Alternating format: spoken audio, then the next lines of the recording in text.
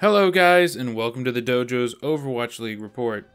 We are going to go over our top 4 matches of Week 2, look at the rankings, talk about some drama that happened over the week, and end it all with predictions for Week 3.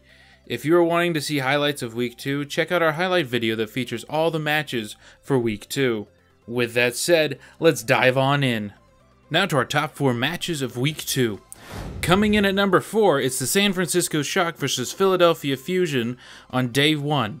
Now, the reason why this match was kind of picked, and how all these matches are going to be picked, are going to be based off of the hype for the match and the attention held and the enjoyment. I could rank it on skill, but to be honest, all these players are really skilled and they all amaze me at other times or another. So, let's continue here. Hype for the match. To be honest, I think a lot of people thought day 1 of Week 2 was going to be a lot of 4-0 sweeps. But, for me, I thought this one, I had a big gut feeling it would be a decent match. But what happened was a lot better than what I predicted last week. So I was really excited that this map, this match upheld its end of the bargain, was a lot better than what anybody was hoping for. Now, the attention held and the enjoyment of it, this match was so much fun to watch. It was an intense start and intense finish, and you never got a dull moment from it. It went back and forth on all the maps, not knowing who was going to win the map till the last second. Totally worth the watch. But if you were to pick one map in that series to watch, I would say it has to be Eichenwald due to it being a draw, and you get to see both teams at full power, which is what I love to see.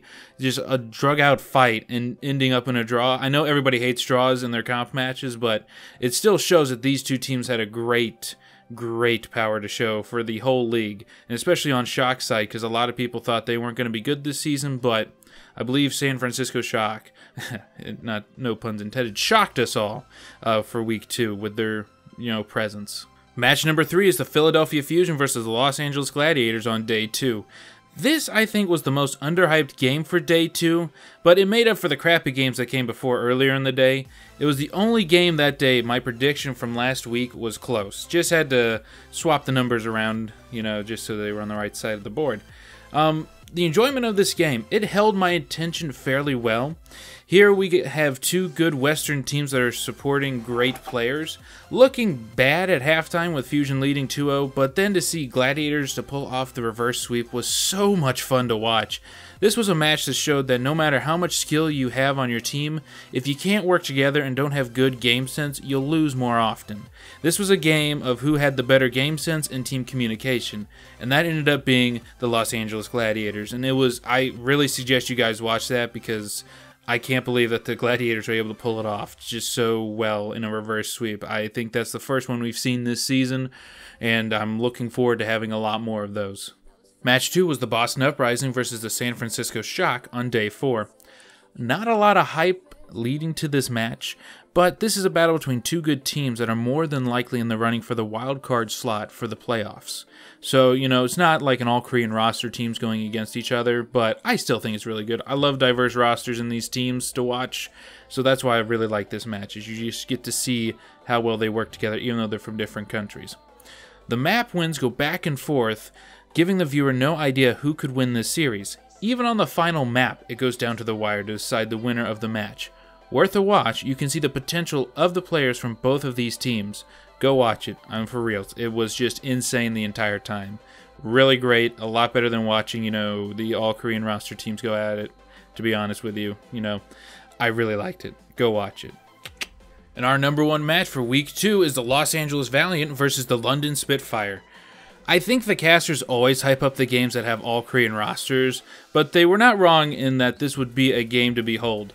Once again, my score was correct in my prediction last week, just the winners swapped. So, I think they did a great job hyping this up, but again, it's an all-Korean roster team on one end, so I think the casters are somewhat biased in what their hype is, but it's whatever. So the attention and the enjoyment of the game, it was a roller coaster of a game. The first 2 matches go to London, then Valiant rallies at halftime to take it to Game 5, but in the end, London shows their dominance, winning the match. With this back and forth action, it was never really dull, because even on those matches where, London wins or Valiant wins, it was still fought down to the wire, giving you multiple butt clinches during the match. So I definitely recommend watching it if you want to see, a hope and a glimmer of a Western team beating an all-Korean roster, because this was very close to what was going to happen during that match. So yeah, Definitely watch it. It was probably the best game of week 2. I really loved it. Really loved it, guys. Go watch it. And now we move on to the rankings. Let's start off with the Pacific rankings. The only big surprise here is that Dallas Fuel is at the bottom with Shanghai with 4-0 records. Seoul claims the rightful spot at the top, being 4-0, to be followed by both LA teams in shock, who gained 2-2 records over week 2. We are starting to see who is the powerhouses of Stage 1 and possibly Season 1 here in the Pacific Division. So yeah, I think it's pretty interesting ranking-wise. Leave your comments below if you think somebody else should be up above others or whatnot. But yeah, those are the rankings for the Pacific. Now to the Atlantic rankings. No surprises here. The Korean rosters of New York and London are undefeated at the top, with Houston and Philadelphia with 2-2 records behind them, while Boston and Florida bring up the rear with 1-3 records. Honestly, this is what a lot of us expected of the Atlantic Division. The only thing that might change is London toppling New York from the #1 spot later on in the season. And here are the overall rankings. Looking at the big picture, we can see that all the Korean rosters hold the top 3 spots, which was to honestly be expected. The only team that has surprised us with their ranking is Dallas Fuel. Hopefully this season will get more interesting as we progress on in all the matches. So yeah, maybe some things will change for some teams, you know. I don't know. We'll find out, won't we? So now we get to talk about the drama that happened over week 2. On Friday, January 19th, the Shanghai Dragons manager, Yang Van, released a statement to explain their struggles in their matches. Now, this statement was more than likely released because of a post on Reddit that accused the Dragons staff for being corrupt. The person based these claims on what 2 of the Overwatch League casters, Dojo and Monty, said about Shanghai's practice being 15 hours long. Also saying that there are claims of account sharing and the coach being a tyrannical, leader or something. So before this fire can go farther, Shanghai's manager released this statement. You can read it at your leisure. I'll just paraphrase from what I understand. They inform the community that they are still trying to work out the bugs in their training schedule, and that their 15-hour-long practice is not really the players just in Overwatch playing scrims all the time and not doing anything else, but they have meals planned, planned breaks and reviewing sessions in there. 15 hours is intense, but it is not just the players sitting there playing those long hours, but working to get better. They just call this span of time practice because they are so focused on getting better all the time. Also remember that this team was uprooted from their homes in Shanghai/China to come and live in LA to play Overwatch for you. So they, like other players and teams, are going through a bit of a culture shock living here in the United States so far away from home. How would you feel having to be uprooted from where you lived to go into another country and play video games and not be near your family or whatnot? Granted, a lot of us would enjoy that, so our parents would stop nagging us, but, you will miss it after a certain amount of time. So that's kind of what a lot of these players are going through. So hopefully after a few weeks and, months, I know that they've been there for a while trying to get ready, but some teams didn't come in till literally a few weeks before the preseason started, so it's still a culture shock for them to get used to. So hopefully after, this whole fire goes down and Shanghai fans can just calm down, they can just live with the fact that some teams are just trying to get adjusted at the moment. Shanghai still has skills, Shanghai still has time to get better and to get back up into the rankings, so I wish them luck. Speaking of a shock, also on Friday, January 19th, the Overwatch League had to take their first disciplinary action against a player who broke the code of conduct they signed to be in the Overwatch League. So, this all started at the Dallas Fuel and Houston Outlaws game when one of the Outlaws tanks, Muma, made this statement. In the wise words of a good friend of mine, rolled and smoked my doggies. Thank you so much, Muma. Houston Outlaws. So Muma taunts XQC with this, starting a chain reaction. Later during his stream, XQC made this comment about Muma. Up to the fucking enemy bench of some dude that has like a broken arm, says, "Get fucked! Outbreak, dude! I smoked you, dude!" No, you didn't smoke shit. No, shut your fucking mouth, go back there, suck a fat cock. I mean, he would like it, but... So many games ahead. Love you. All home little Capra. That's not a thing. That's not a thing, dude. Please. And it's my line too, like, what? Not beautifully handled by XQC, but he is not known for thinking before speaking his mind. So this caused a bit of an uproar between XQC attacked the only openly homosexual player in Overwatch League, which I didn't even know was a thing till this happened. Muma had his own words to say about XQC's outburst. Apparently XQC made a joke about you being gay? Damn, he's homophobic too? Shocking. I don't know, man. I don't fucking care. He can keep riding the bench and I'll keep rolling and smoking him. Easy clap. So now we have two professional players that have gone beyond trash talking to directly attacking each other. XQC tweeted this apology to the community. I didn't say what I said on stream with malicious intent. I legit did not compute the whole thing before. I speak too fast. Everything happens too fast. Everything is so freaking trash lately. Hope I can turn this into something good. Sorry, at Muma, little slash frowny face thingy. I don't know, maybe that's a weirded out face. Either or. Not the strongest apology, but obviously he is still upset about the whole ordeal. Muma responded with this: no hard feelings at all, and I apologize for what I said back. You're on a great team, and I fully expect you to return to full force before playoffs. Good luck, my doggy, winky face. A better worded response by Muma, but to me at least, still seems to have a bit of a jab in it towards XQC.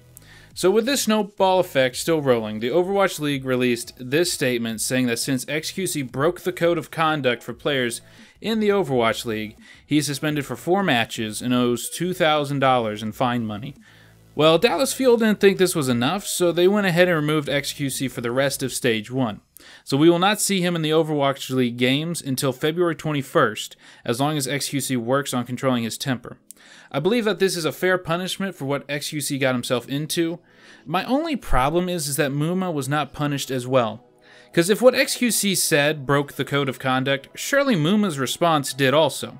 But we do not see the Overwatch League or Houston bringing forth disciplinary action on Muma. Neither one of them really handled the situation well until the, maybe a little tweet thing, but it's still not the best. I'm glad to see that the Overwatch League took quick action, but not entirely sure why they didn't punish both parties. So I understand that XQC has been a troublemaker in the past and whatnot, so that's probably why he got more punished than Muma, but it still doesn't, negate the fact that if what XQC said was breaching the contract, then Muma said also breaches the contract, in my opinion. Again, we don't have a copy of the contract. If you do know where one is, I'd love to see it. If you guys want to talk about this in the comments below, just keep it civil, guys. We're not here to argue certain factoids. I'm just wanting to know why the Overwatch League did not see it necessary to punish both players, because in most other leagues, if this happens, like if there's a drug out fight on the field for like football, rugby, or any other sport, usually both players get in trouble. Now, if one player taunts another player into punching him and the other player doesn't do anything, then the player who threw the punch gets in trouble. Yes, I understand that. But if they're both throwing punches, that's when they both get penalized and they're both in trouble. So that's why I'm confused in this sense, why both of them are not in trouble. So yeah. Again, you can comment below, but keep it civil, guys. That's what I just don't want this to get crazy. Now to the predictions part of the show. Let's look at the lineups for Week 3, and we'll guess who gets to win. So on Day 1, matches 1 and 2 are no-brainers here, to be honest. They're all Korean rosters, and so far they have a 100% win rate. Sorry, Shock and Shanghai. The third match will be the most interesting because it will be the battle for LA. In the preseason, Valiant won over the Gladiators, and I think they can do it again. After their strong showing against London, I don't think the Gladiators can stop the Valiant. If the Gladiators can stop the Valiant's momentum, I think they have a chance, but that's going to be a big problem for them to try and do. So again, Valiant is my choice in that competition. In Day 2, once again, we're going to say that the Spitfire and Excelsior will beat Uprising and Fusion because of the win rate that we have so far. But I think Fusion will be able to get a map win if they can trip up New York. And then in the last match, Houston will beat Florida. Even though they seem to be improved this last week, I don't think their tanks will be able to create the space for their DPS, because the Outlaws' DPS and tanks will shred them to pieces. Maybe if Logix and Tavik can shut down Jake and Linkser, they might have a chance to win. I know that's kind of like, oh, well, maybe if they just wipe the whole team. But really, because the biggest problems are Jake and Linkser. Muma's able to create the space and whatnot, but Jake and Linkser are the ones who are getting the kills. So maybe if Logix and Tavik can be in the back and take out at least Jake, because Jake was the biggest problem in the last few matches. If they can take out that, then I think they can do it. But I don't think they have enough either skill and or coordination to make that happen. So maybe I'll be surprised and they can pull it off, and I'll be so happy for Florida because they keep walking in with swagger every other day, and I love it. But again, my vote's going to have to go towards Houston on this one. On day 3, now this first match will be interesting. We will have our first all-Korean roster showdown for this season. Now in the preseason, Seoul beat New York 3-1, and I think that is what they will do again. Seoul, in my opinion, is still the better team in this matchup. Their coordination is better, their roster is stronger than New York's. You know, maybe if Big Daddy Pine can show up and shut down Fleta and Jaehong, maybe that can happen. I don't know. But again, I think Dynasty is the one who's going to win this match, hands down.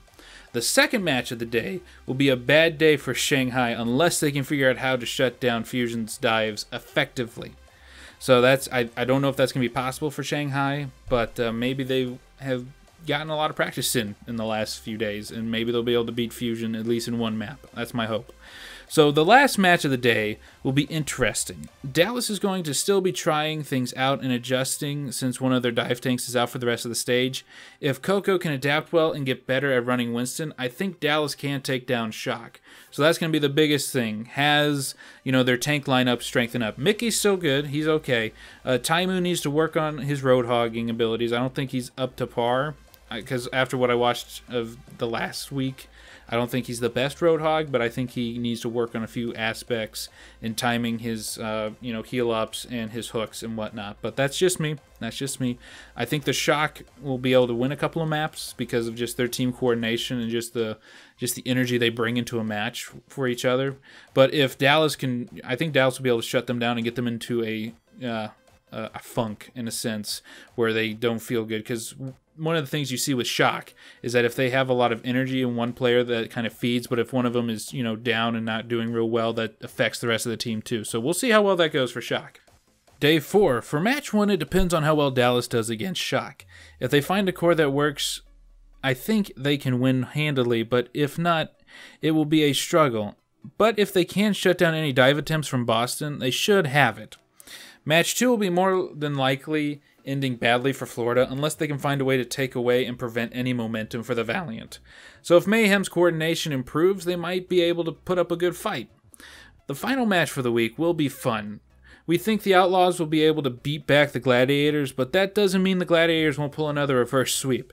It is possible, since Fusion and Houston have similar rosters, that the Gladiators could pull it off. So I'm really intrigued to see how well that matchup goes.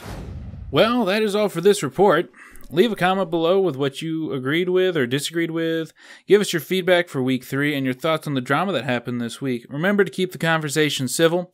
Like and share the video with your friends, and we'll see you guys in the next video. Bye-bye.